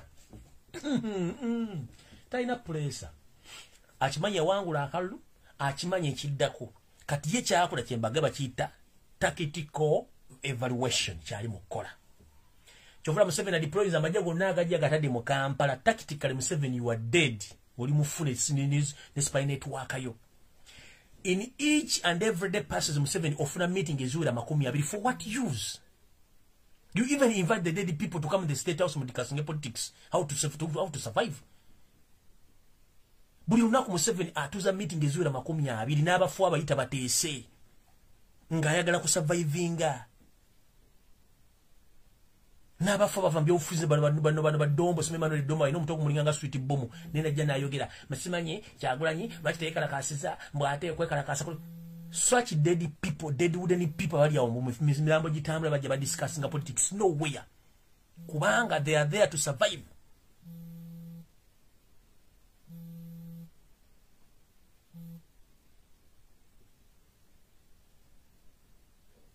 Tushtegera ye state Museveni yali bagita kwagamaya tamanyo bana kesa tamanyo bana asula tamanyo bana akola kino nola bene embuzi ye mbweze mbwesinkanya ambassador wa Turkey ne defense attache mbwetise mbinagenze ni mu Vietnam mutimo ogwenda go ba Vietnam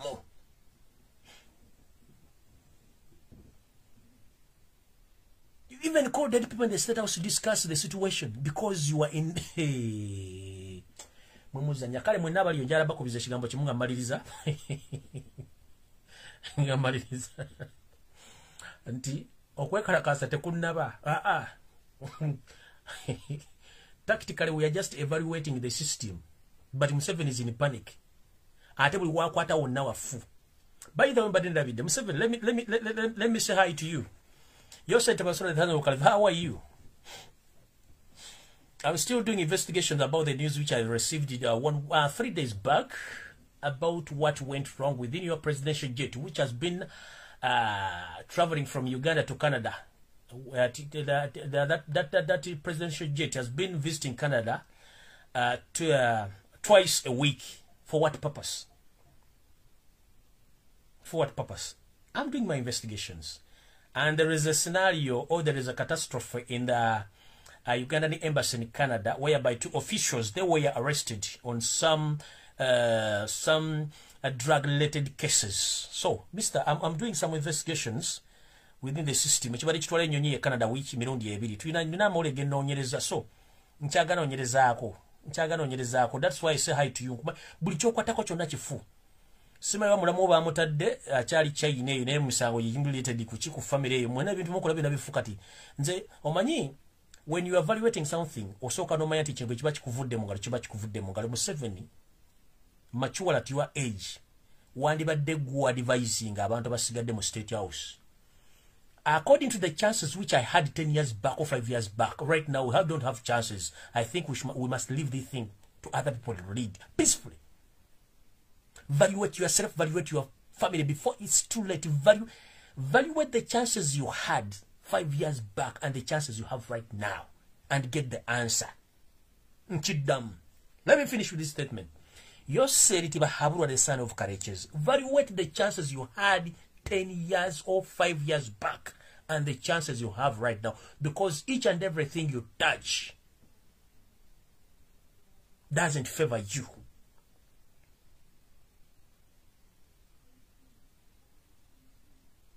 Instead of evaluating your chances at this moment, you are trying to categorize each and everything. Where you amanda mumbugongo raba. Where you amanda mumbugongo raba, you don't have any chance at the moment. Nothing you have. All chances and blessings belong to Robert Kyagulanyi Ssentamu. Chobo manyakati. Bobanga nkugenda kunonyerezako nenze nkutumiddeko. Nkutumiddeko.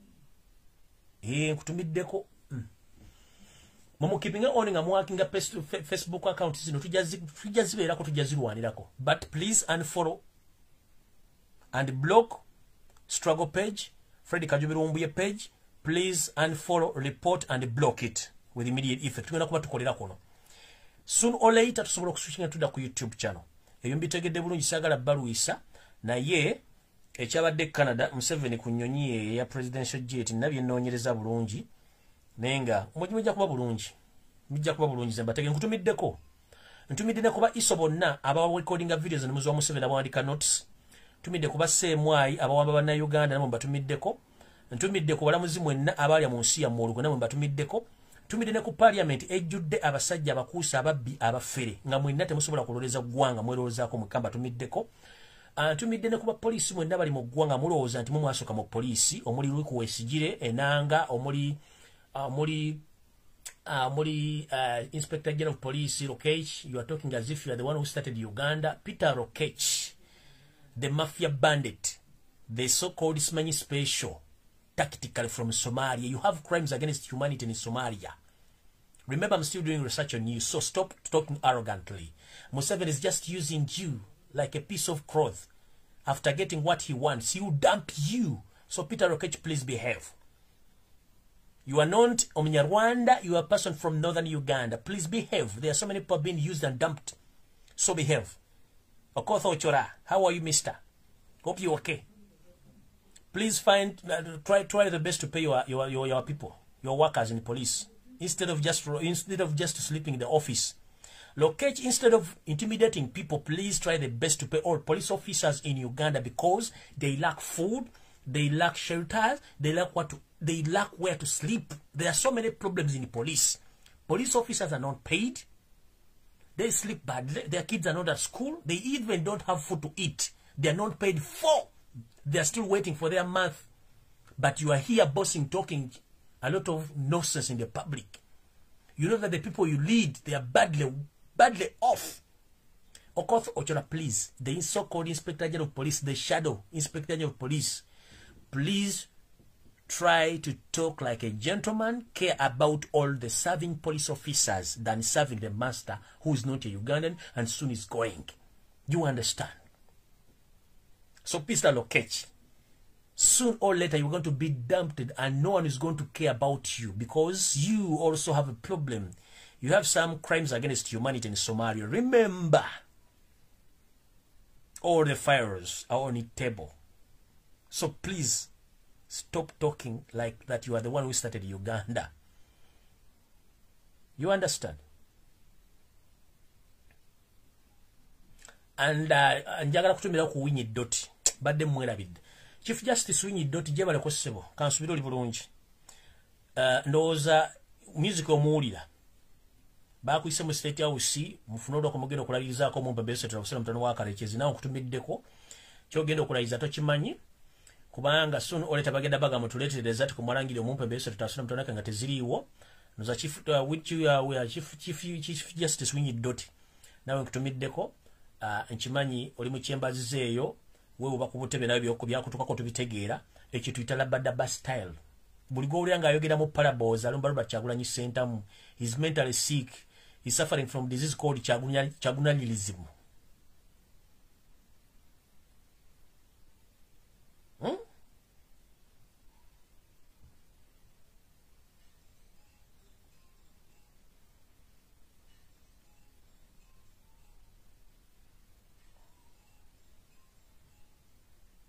Any NRM person or candidate or member, including state ministers and cabinet ministers, including the entire first family, the moment they start speak about Robert Kyagulanyi Sentamu, get to know they are suffering from disease called Robert Kyagulanyi Sentamu, the unborgable.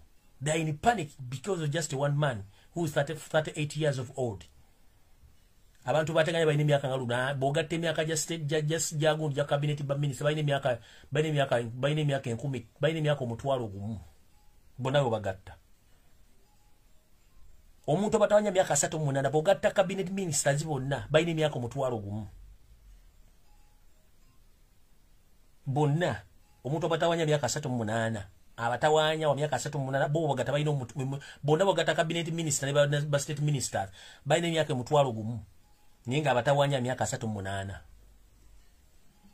So they are suffering disease called Kyagunanyilism. So we need Dotty, please behave. We need our victory. We don't know what happened to this man called Simon Bewakama, the chairman of the commission. Where are you, mister? Wagenda kulivu kubisa majiga ambata ntembata zaga no kwawula wagenda kusubula bugolo. Simon Bewakama wagenda kusubula bugolo kusubula majiga ambata where are you?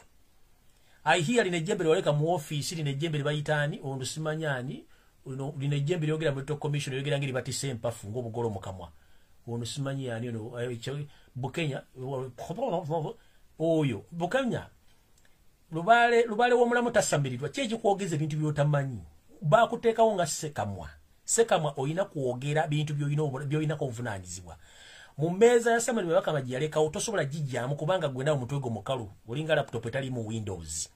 Bukenya sirika koto ya sama Bukenya sirika ko wenyini wenyigira byokubulweka wempengo sasula sente okusula wa enali mu bawa sente nguzi lubale omulamu tasamirwa gwe jembe gwe Bukenya ayogera electoral commission ebintu byogera tobimanyu omwoyogera nga batiso obugolo mukulu weewumbeko weetereze kubanga eno Uganda so simakago jogera n'ogula obutundu obw'olukumi ku katale wali ku mudaala n'ogula ennyanya n'obutungulu jogera nti omukazi sosola mu asete kuleka za kameza bigula n'ojjanga ozunga n'obuveera okuva mu katale ate gwe kasajja gwe gwayogera nga batiso obugolo gwe mayembe gwe weewumuzeeko gwe Bukenya toli bulubale omulamu tebamusamirira agwo kima yogeredde commission entebe oli alina okwogera yadduka kati gwoyogeranga ne mwana kasajja gwe wantama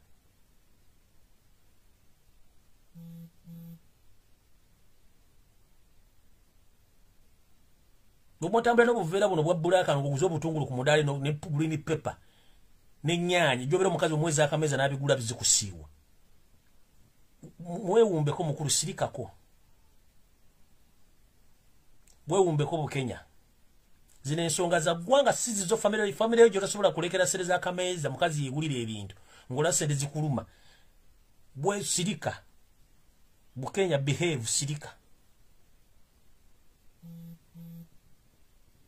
Mumu nobesiza bakazi mukamba temuyite muyina mpisa kuwoyogere nayogere bitakwata ngana butuko akogena kwogera bigambo ki ulabiko ochasibane kuno ekinyayo kisomwa no kisiba mweuzi obe kisambe kye kuno kisiba munoga nti kino kyange kati mukazi wakulete sefu ya ntiwegabire enva nga bakozi abagenyi balingo onyiika Bukenya sirikako tuyina obusungu bungi nnyo byogera mukama we yadduka nangava nga byogera okwogera tabitegeera bamuyise mu kooti kati gwe ne weeretanga aliko olubala atali musamiro mukulu zine ensonga za gwanga olide mukulu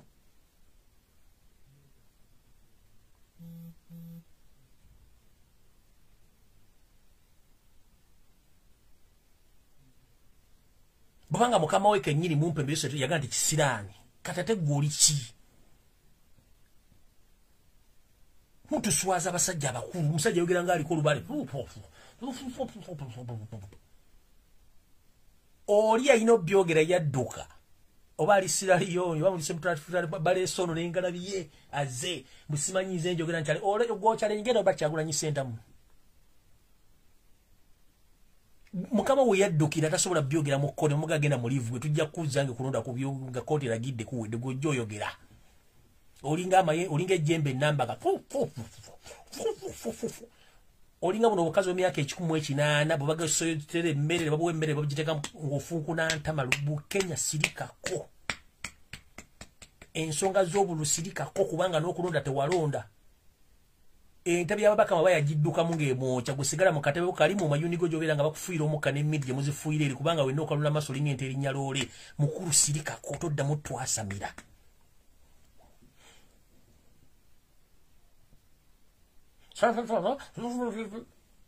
baana bali makomera bafudde kuli mukatebe muli oli kubanga muli ennuuni muli empuuta muli obugejje ovude bakusikidde amajja ag'empogola ojja oli mu public ojja otuleekaanira abantu bali mu kuwogera nsonga z'amakulu kukyusa ggwanga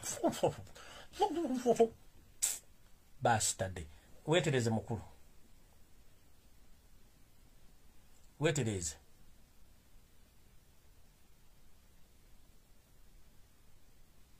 weetereze nogo gusajja gwe gudombo simeyo oyo dombo gusajja ogwedege simeyo mwogezi wa ena simeyo akole dombo olude mbyofuze emyaka 30 ne okutegera kwa kulema okutegera olina kutono nnyo oyi omayi kafere yagamba nti amagezi gaba ga mutwe so si mugejjo bwoba olina omutwe omunene ng'endowooza yakapingu kitegeeza endowooza yonfunda nnyo dombo naawe sirikako tukimati badde mu coronavirus ng'emiddala gy'embizi tegikyakola katulabikola kinga vitamins ezimu zibadde ziva mu mbizi ne mu mpuuta weetuleko umule kubanga owalema buli kimu kyakulema guwadda ku sekretary yena okutuula okubaka bakuleetera akatogonoolya n'ebigere by'ente kudda kubanyira abantu banna Uganda mutandika okwogera ebigere bitategeera ensonga z'eggwanga nnene nnyo zetwogerako gojja ojja obolooga buboloozi olinga akutte ekikopo ky'obuugi olirako ate akawunga akeru ne mutusobera mwenna abantu ba NRM muli bafu nnyo gwoba tasobola kwawula dombo n'abasajja bwe muba temusobola kwawula nswera nsajja ku nkazi temuddamu kwogera mu public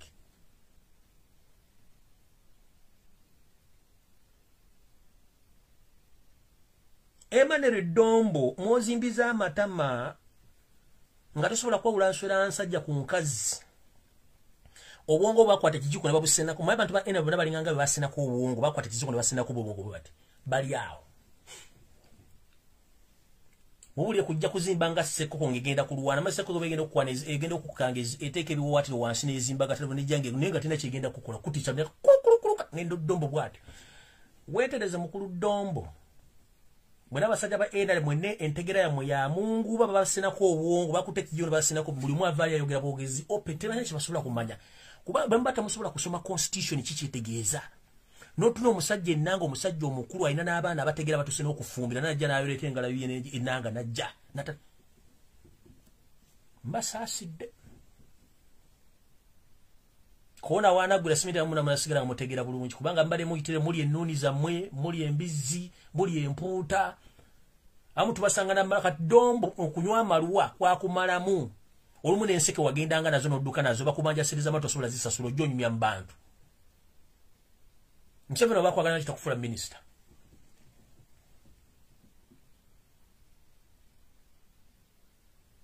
baba kwaganya tulwa kitosula mu State House kadno tulono omusajja omukulu ono omusajja omwogezi w'eggwanga ono alinga ng'eddaga muntu yakapere ono gundi onatulanga eddaga muntu yakapere go bakuba bamukuba oba yasobola okuba mbuto babukubya babubbi ono omusajja ono omwogezi wa government ono simanyi ofuna opondo mubbi wanda we mu supermarket oba yayiika windows kubanga yenna omulabe ntakwatagana enalibwa ati wano wakkamu wano wazimba wano wagulumivu amaaso tegakyalina kala ntuufu yenna atwakadde oyawula omutwakavu n'omunyiikavu tosobola kwamwawula kuono omusajja tosobola bategeera be bantu abogerera gavumenti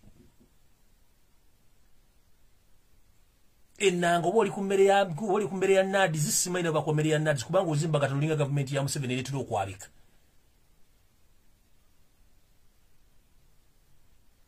tunya abantu bagenda okuletera omuntu okwogera mu public nga wowe ntufudde na ayogera Nobatu nena ku no bafuna n'obusungu ne buku no otunya abasajja ba NRM nga boogera n'obusungu ne bukugwako noga kansirike busirisi nga kyagenda okwogera okimanyi tebasengejja tebamanyi mateeka buli omu kyasanga kyakubawo kyovula basinga obungi bagenda mu Europe bakuwatire bakwata aida ndi sodale Goloza laki mu Dubai bateka batuwa guide kuyamba abantu bano nga bimanira iddombo bano bagundi bano bainanga kubanga tebasobola kusoma bipande amateeka ga traffic gali mu nsezo ne botasasula train bakwata bebo babatekera batuwa guide kubanga bayino zitambuza tamanyi bagira mu silipa tamanyi bambalira ngato ya eseri tamanyi baba wasereza ogenda mu upkeep ogenda mu winter mu nsiza winter bagenda nabo obukoto bwawule baje empewo nebiroke bafuwa agenda okuda mutwala mu dwaliro bamutwala na mirembe baba mengo mulwadde bamuwadde sereza gula winter jacket nga azili amala zili amumpota agenda okutuka ogenda okulinnyo nkutu empewo ajiwulira mbire nga mpitirivu naga kiki tuliko kino mujja mutumanyira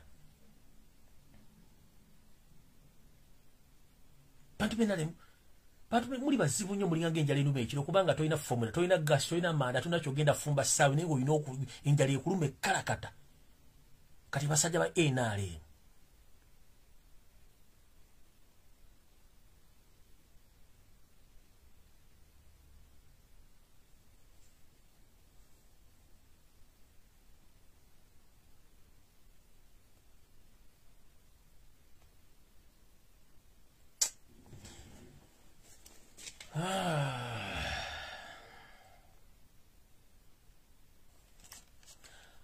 ndowooza ne bwe mbaleka ngende nange mpumuzeeko oluba lwange mitima gyakalwa tetulina kyakkola mukitegedde emitima gyakalwa tetulina kyakkola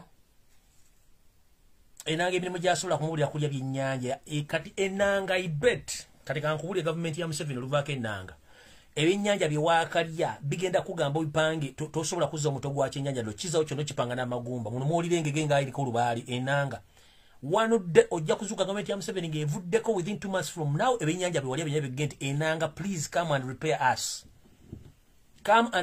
us ekyennyanja kijja kukuloosa ekiro enanga olidde ennyenge nejjotuzzeewo nga tosobola kupanga amagumba gangege wadde okuzza omuto gw'opangula gavumenti yenaalemu just muli oku distracting temwina temuli development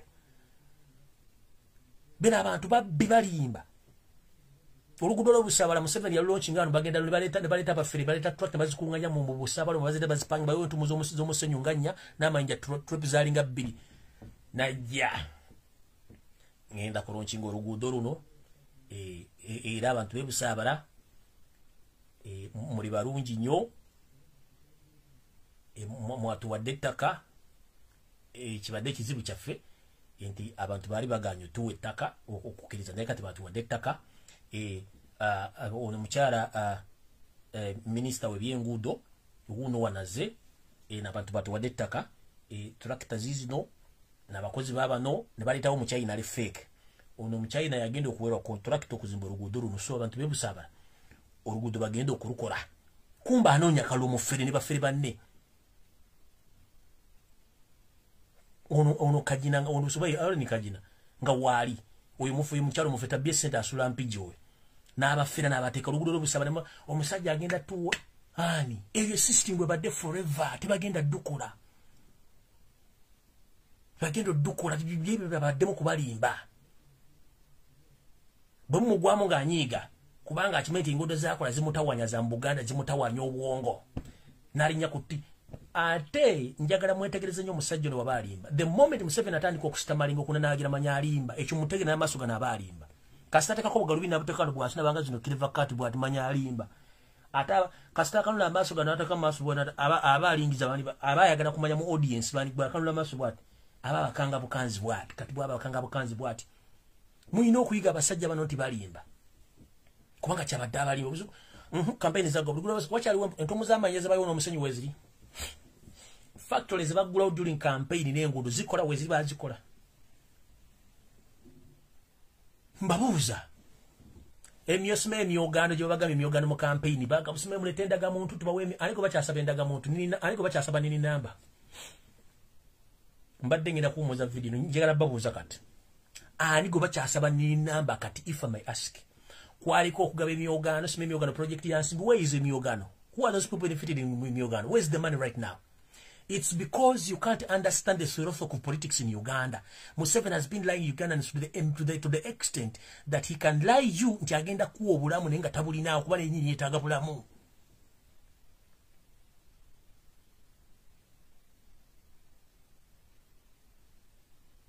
The moment you see Museveni stammering when he's speaking, he's lying. The moment you see him putting on sun goggles, nazileta no wansi natandika okalula amaso natandika okutuna public what aba abalimba abayina bayagala okutiisaawo okubalaga nti yategeera. If you can recall Museveni's tactics buli lwayogera ebintu mu economics abyogera mu percentage na figures tasobola kulambulula. Copy this. If you see Museveni in public addressing the public about the economic issues, he doesn't elaborate. He just talk in percentages. You understand, in percent, but he can't elaborate figures and percentages because he knows nothing, just to lie and intimidate him. That is the philosophy of Germany. Baba sabiendaga muntu almost for 2-3 years. Ngabamanyi chagula yagenda batwalaga ne basabiendaga bachazisapa. Are they still asking for any numbers? Where is the Nyogano project? Where is the money?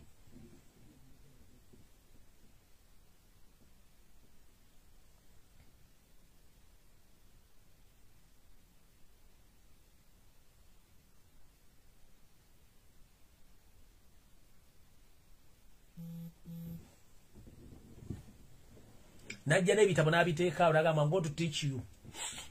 Kyokka bagenda okusomesa mulimba professor balina PhD yete yasoma senior 4. Do you copy that? Notunula abasajja na PhD na master Museveni is going to lecture me talina senior 4 talina senior 6. Professor n'atula n'ateeka no bugalubindi bwati n'abatunda mbwati n'amala obbaleekinga mwenna n'abasipayingako n'abategeera kati. That's why Museveni takozesa muntu amusinga magezi. Bw'aba kusinga magezi ako agezaako nnyo okutiisa muno bw'awandiikira ebintu n'awandika wansi n'atandika okubabulya history. Tali kubulyako current affairs ever history. Nze I know that man namusoma from up to Z. He's a confused confuser. He's ever confusing his spectators. So the man you are holding PhD, Museveni is lecturing you. How? He doesn't have a senior 4 certificate. He doesn't have a senior 6 certificate. He doesn't hold a degree. But you have PhD. You are there in the conference seated a professor who is holding a PhD. The man is putting on his sun goggles. Nazitekan wansi what? Na batandika obbakanga mwenna. Baba yogera parables azogera mu figures and percentage.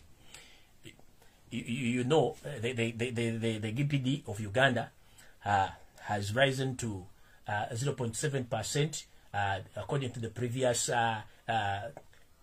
according to the previous, he can't tell you the future figures.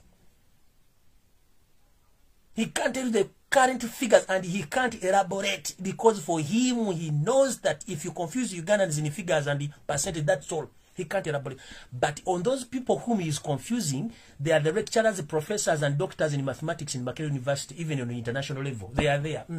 Include the Professor Bukenyazi, the Kanyehamba, the one of the central bank.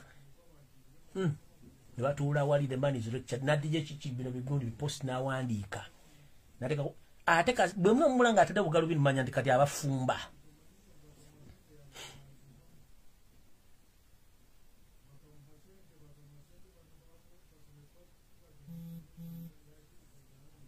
No more doubt. Never book up on Mamani.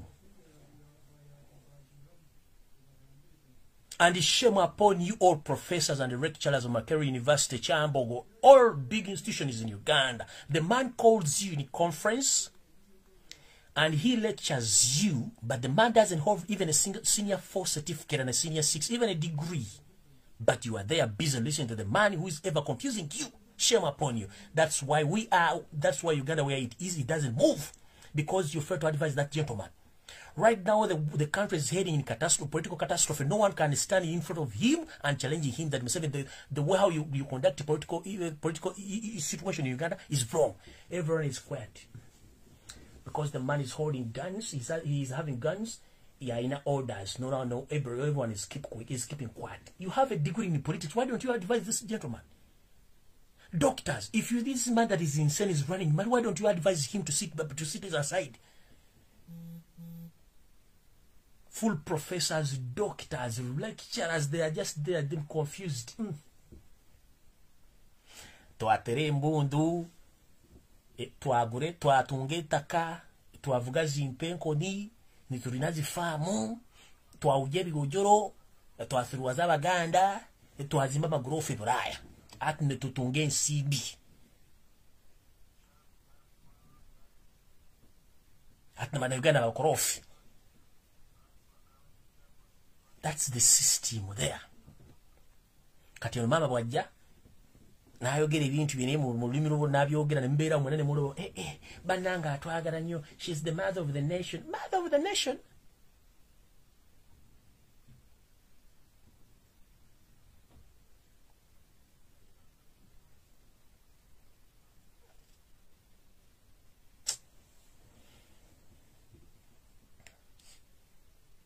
Obanzi je lunaku kimbasomese ngenda basomesa karakita ya first family yonna njibasomese njibatera ono ku social media mujja kutya.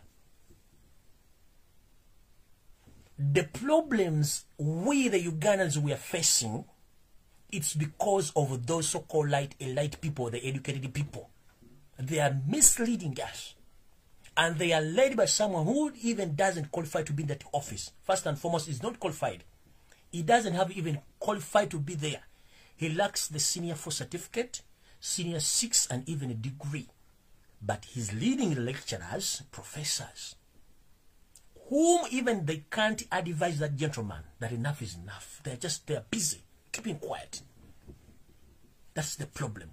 But when Museveni sent them to talk to defend him, the public, they start intimidating us. You know, Uganda is supposed to be peaceful, but peaceful, the person who has sent you to say this, he's holding a number of people in the custody. Some are even dead. But you are sending the public to protect or to defend the killer. Why do you protect someone who's killing, murdering Ugandans? How dare you?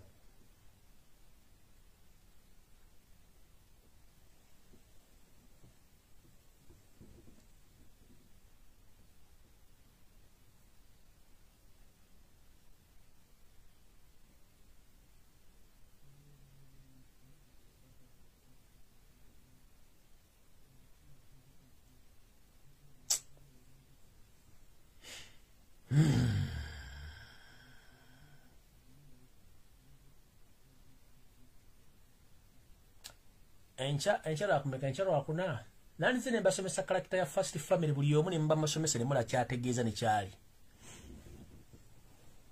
ne mwantegedde. In fact singa lesson na zikola nga tutandika campaign limu kusunga basomesa Museveni bali batabalimba nnyo.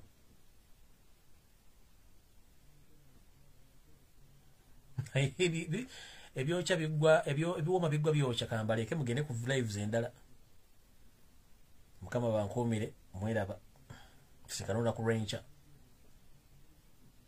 ani agambi Jore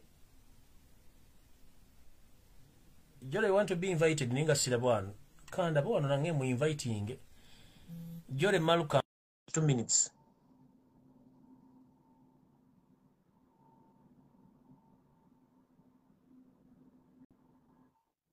Jolly Malcolm ngambye ku inviting. I've invited you, but you are not accepting my request because I've been signing out. You are connecting. Don't hide yourself, please. Talk to the public. 2 minutes, please. You get a bambi. Get a maso mama.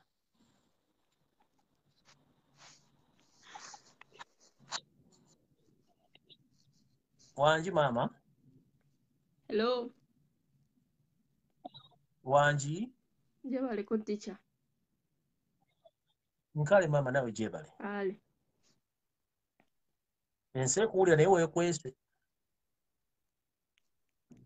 Nze teacher nze kyenteesa.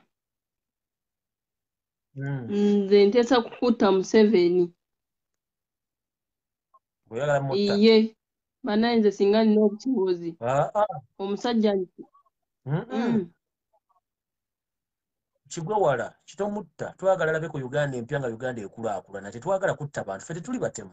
We are non-violent. Kituufu naye omusajja tayagala bya mirembe bannaaye. Ne lwaki tula tetumwagalayo bannaaye kyeraga ne tumutta.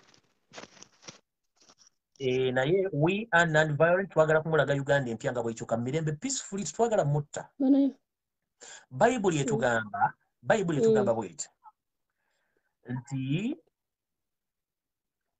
omuntu bw'akubanga oluyi ku ttama erisooka omukyusizanga ettama eryokubiri n'akola ki? Naye n'alikuba. Ne n'alikuba. Kitegeeza ki? Nti Museveni wankubadde mussi nnyo ate alumwa nnyo singa mumukutte bukwasi ne muteeka mu mbuga z'amateeka ne mumusalira emisango egy'abantu basse.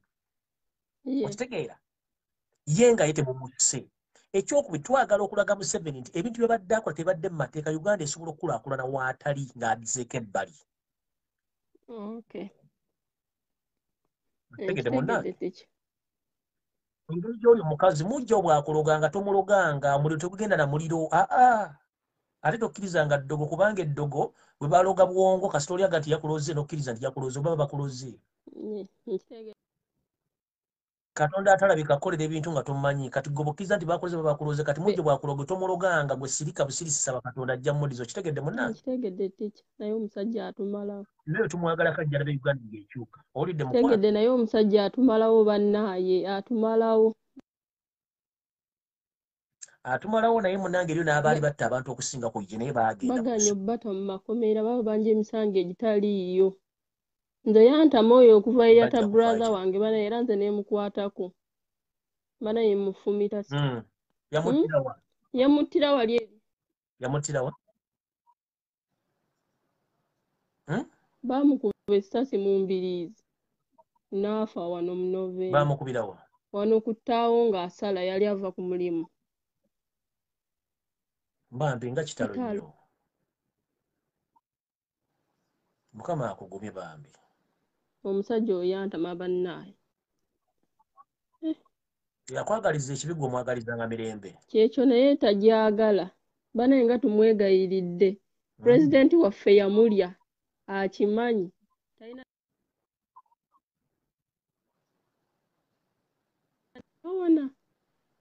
Mama network ekuggyeko. Network ekuggyeko naye nga bambi kitalo nnyo Mukama akugumye. Togwamu ssuubi sigala ng'osaba Mukama kubanga yagaa byonna era yajjawo. Olunaku olungi.